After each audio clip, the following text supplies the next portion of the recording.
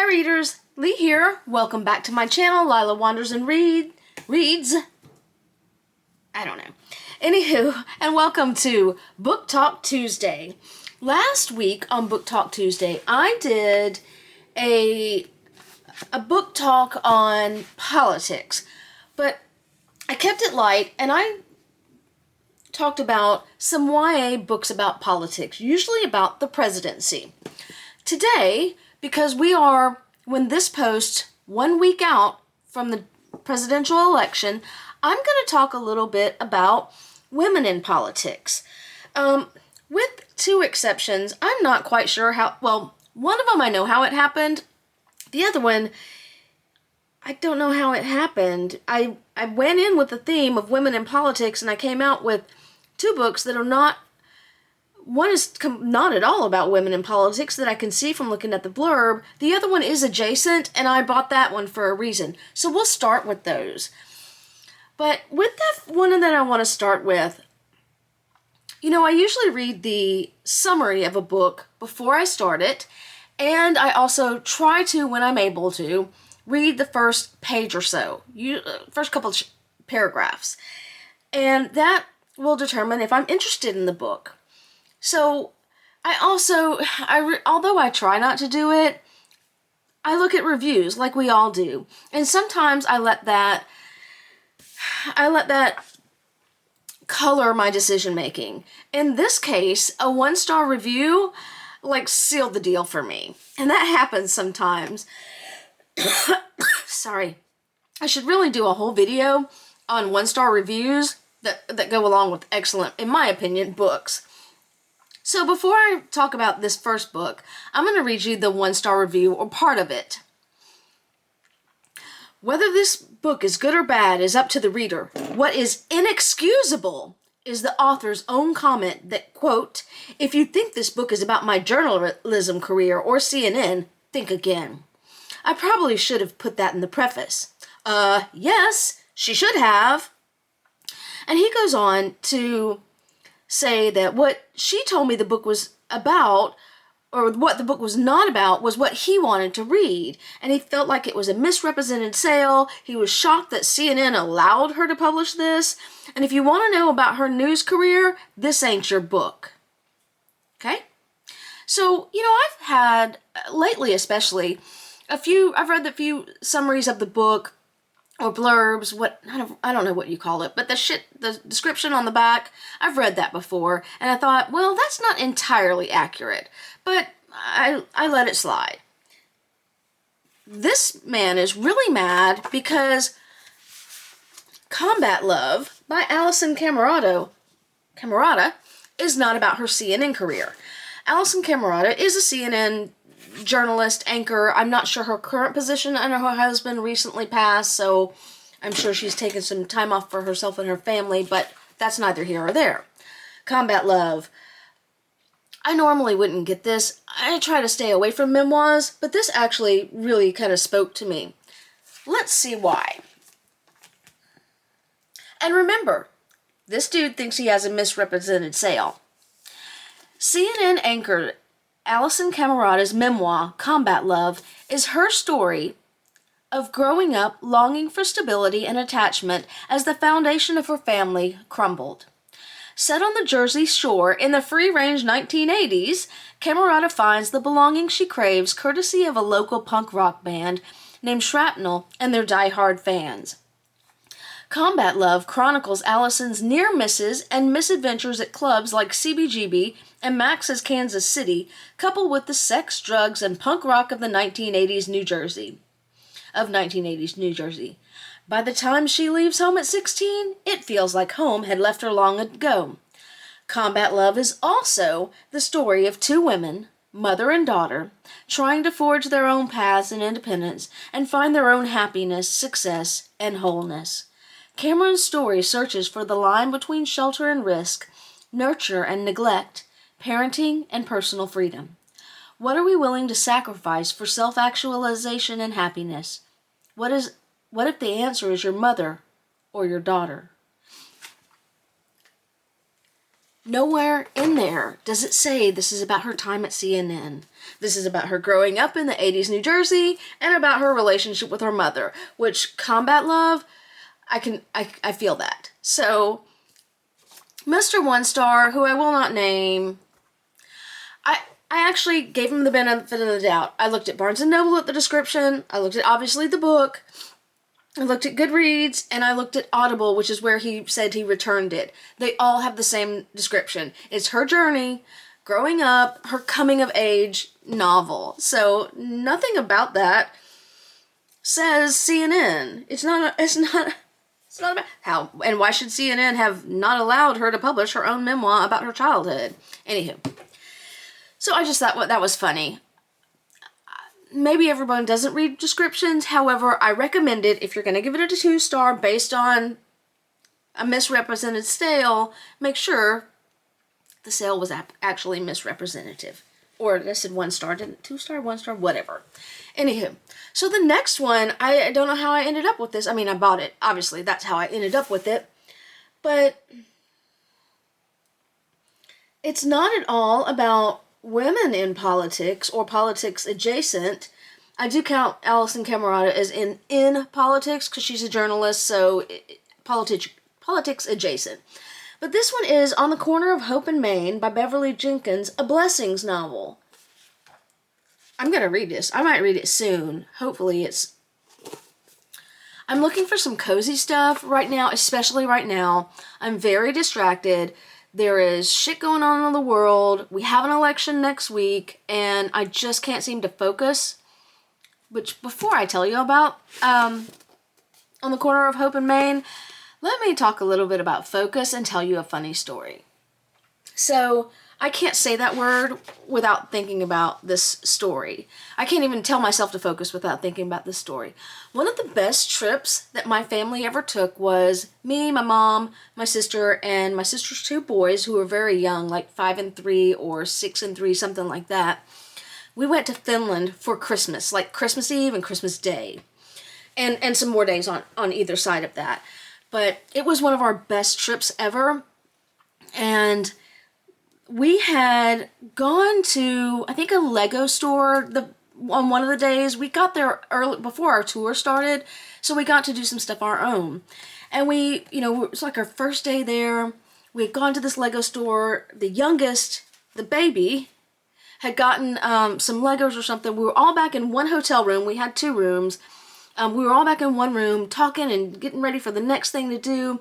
And the baby was playing on I say the baby, he was obviously a little bit older, playing with his Legos, and we were all just shouting and not shouting, but talking really loud and yada yada yada yada.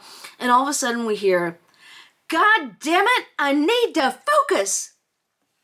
And I swear, you could have heard a pin drop after that. And no one fussed at him because he was right. We were being way too loud. So every time I say focus, in my mind I think, God damn it, I need to focus. So anywho, focus. So, On the Corner of Hope and Maine, not about women in politics. Citizens of Henry Adams, Kansas know there's never a dull moment in their small town. Why the hell did I buy this? Anywho, I might buy some more of hers. Trent July has been the mayor of this historic town for the past 4 years, but now he's ready to let someone else take up the mantle. Barrett Payne, a former Marine, decides he wants the job. But when this might be it. Nope. It's another man. Okay. But when a surprise candidate also enters the ring, the town has strong opinions on who would be the best choice. And that's not the only drama, as Mal July continues to make reparations for the damage he's caused and the people he's betrayed, especially his lady love, Bernadine. Is she finally ready to forgive him and let the past go? As the residents of Henry Adams have learned, life will throw obstacles their way, but it's how they come together and rise above these challenges that keeps the bonds of their close-knit community strong. Maybe the other candidate is a woman and it just doesn't say it on the back. I could have sworn I bought this because I was going to do this whole video about women in politics. But this does seem like a little cozy book, and I really need cozy right now. I may bump this up on my reading after I'm reading. I may read this next week. I had another one picked out, which is the next one we'll talk about.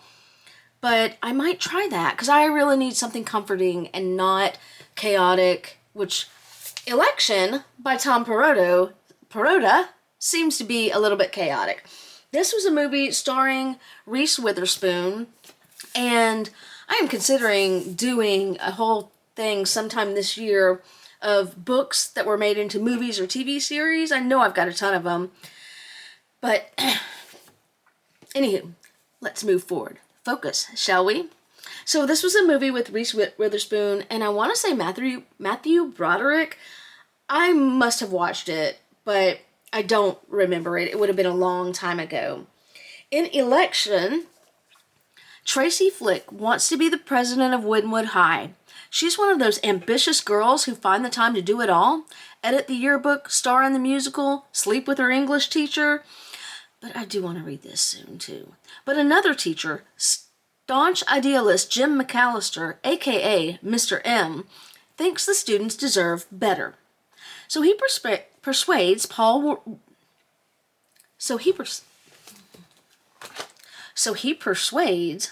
Warren, a well-liked, good-hearted jock, to throw in his hat. But that puts Paul's sister Tammy in a snit.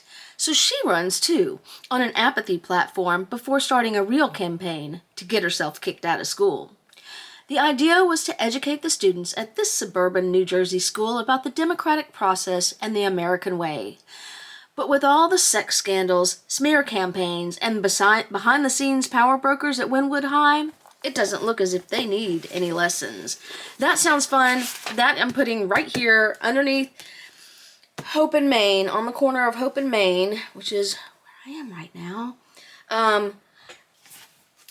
to read within this next week. So, please, hopefully, I need some good reads. I've been struggling. I've been on the struggle bus lately. I was also this time last year, but I managed to finish a lot more last year than this year. This year, I've been a lot more just like, fuck it. You know, if it's not working for me, I'm not going to punish myself. I'm not going to be lazy about it either, but especially as we get closer and closer to the election, it gets worse and worse, so I just don't have any patience right now. So, next up is Alisyn Camerota's Amanda Wakes Up.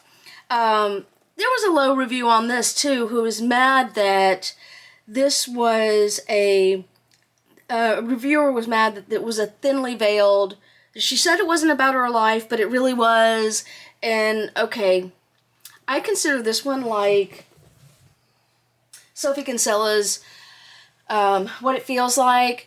You novelize something so you don't have to stick to the facts, which can sometimes be boring, and you can embellish a little bit or change things up. So I'm not mad that Amanda Wakes Up is not is both about and not about Alisyn's time at CNN and at Fox. I did not know she worked for Fox. I might have known. Anywho, so fiction. When Amanda Gallo lands a job at Fair News, ooh, yeah. Remember when? Never mind. The coveted morning anchor slot. She's finally made it. A real salary, wardrobe allowance, plenty of on-air FaceTime, and a chance to realize her dreams. But soon, she finds her journalistic ideals shredded as she struggles to keep up with the issues in a ratings-crazed madhouse. Walking a knife's edge between ambition and survival and about to break the biggest story of her career, Amanda must decide what she's willing to give up to get ahead and what she needs to hold on to save herself. It's got small font. That is getting a bigger, I'm going to have to start shopping in the large print aisle because small font is getting to be a bigger and bigger turnoff for me, especially when it's like you think it's a small book and it's like an 800-page book in this size. Anywho, this is not an 800-page book. I just went off on a tangent. Okay. I may have made a mistake with the last two, or I may not have given something else a big enough chance. Last year, I think it was, could have been about this time. I don't have my phone with me. I don't know exactly when I DNF'd this book, but I started reading romantic comedy by Curtis Sittenfeld. And I admit, I had not done anything on the author. It was a popular book, any research on the author. It was a popular book at the time, and it got all these rave reviews, and I went into it thinking that Curtis was a man. And it made me now think about my own prejudices. Did I go into that and not give it a chance because I thought it was a man writing women? Or, which I'm not opposed to, it's just sometimes it does not. For a romantic comedy, I think, on the fence about that. Or was it the writing style? Or was I just having an October, is what I'm going to start calling it, where I just really couldn't get into anything. But, anywho, so I DNF'd romantic comedy. And I may, depending on how these go, I may go back and give it another chance. We'll see. The one I'm actually most curious about by Curtis Sittenfeld, because these next final two is American Wife, which apparently is a thinly veiled, fictionalized account of Laura Bush's life. I actually got to see Laura and President Bush and Condi Rice in Bagram a million years ago. I didn't get to meet them, but they gave a speech, and I got to see them pretty close up, and my big takeaway was Laura Bush wears a lot of makeup, and that could be because of the stage, but whatever. Anywho, that's not why we're here. This has small print, but see, I do these, and I'm like, I want to read this. I want to read this now, but I've got to finish the book I am on. A kind, bookish, only child born in the 1940s, Alice Lindgren has no idea that she will one day end up in the White House, married to the president. In her small Wisconsin hometown, she learns the virtues of politeness, but a tragic accident when she is 17 shatters her identity and changes the trajectory of her life. More than a decade later, when the charismatic son of a powerful Republican family sweeps her off her feet, she is surprised to find herself admitted into a world of privilege. And when her husband unexpectedly becomes governor and then president, she discovers that she is married to a man she both loves and fundamentally disagrees with, and that her private beliefs increasingly run against her public persona. As her husband's presidency enters its second term, Alice must confront contradictions years in the making and face questions nearly impossible to answer. So, Random House Reader's Choice book, named one of the top 10 books of the year by Time, People, and Entertainment Weekly. This is... I have never read anything by Curtis Sittenfeld.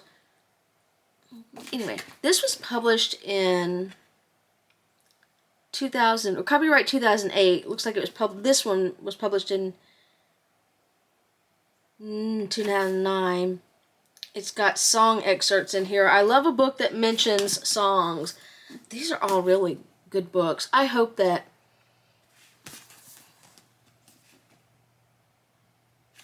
okay, maybe this will go into the read soon pile, which gets tossed away. The next one I had seen, and this is, I did not intentionally do this. This is a large print edition. I ordered it from wherever. But this is, I don't mind the large print editions. Anywho, so, Rodham by Curtis Sittenfeld. I guess you cannot imagine what this is about. This is, no shit, a fictionalized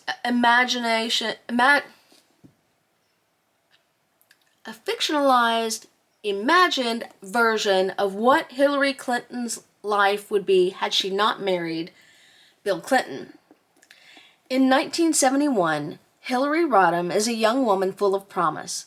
Life magazine has covered her Wellesley commencement speech, she's attending Yale Law School, and she's on the forefront of student activism and the women's rights movement. And then she meets Bill Clinton. A handsome, charismatic Southerner and fellow law student, Bill is already planning his political career. In each other, the two find a profound intellectual, emotional, and physical connection that neither has previously experienced. In the real world, Hillary followed Bill back to Arkansas and he proposed several times. Although she said no more than once, she eventually, as we all know, accepted and became Hillary Clinton. But in Curtis Sittenfeld's powerfully imagined tour de force of fiction, Hillary takes a different road. Feeling doubt about the prospective marriage, she endures a devastating breakup with Bill and leaves Arkansas. Over the next 4 decades, she blazes her own trail, one that unfolds in public as well as in private, that involves crossing paths again and again with Bill Clinton, and that raises questions about the trade-offs all of us must make in building a life. So, this looks good too. And even though it's large print, I think I am going to wait for a minute to read that and prioritize these 3. Anywho, that is all I have for Book Talk Tuesday. I will be back tomorrow with a book haul. Not sure what book haul that is going to be yet. I have tons of books that I bought, and I'm trying to prepare for the end of the year, trying to get Christmas book talks going on and different themes, and I've got a Thanksgiving one coming up. I'm really excited about that, and I'm just trying to, I've got to do Veterans Day, so I've got hauls that I've not hauled before, but I'm trying to break up between hauls and themes, and we'll see. Anywho, that is it for me. I forgot to say this at the very beginning because I'm not sure who got this far. Thank you to all the new subscribers and all the existing subscribers. I really appreciate you watching, spending time on my channel. If you would like to hear anything about a bookish subject, please let me know. I'm always on the hunt for new ideas, what people want to hear about, and what I want to talk about. Also, this is going to be my last political post, I think. Next Tuesday is election day, but it's also my birthday, so I'm going to try to figure out what I'm going to do, because I don't want to spend time recording my post for my birthday on politics.